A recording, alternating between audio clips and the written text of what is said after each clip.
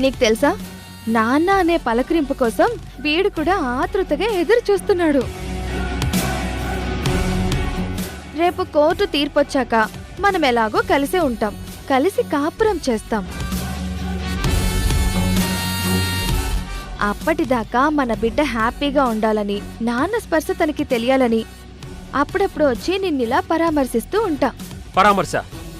నువ్విక్కడికొస్తుంది పరామర్శించడానికి కాదు నిషా, నా సహనాన్ని పరీక్షించడానికి.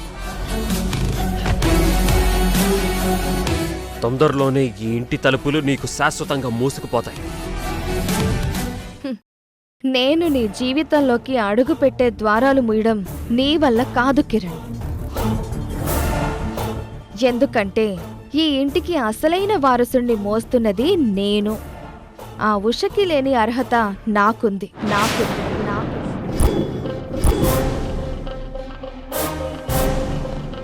బొమ్మరిల్లు రాత్రి 8 గంటలకు మీ ఈటీవీలో.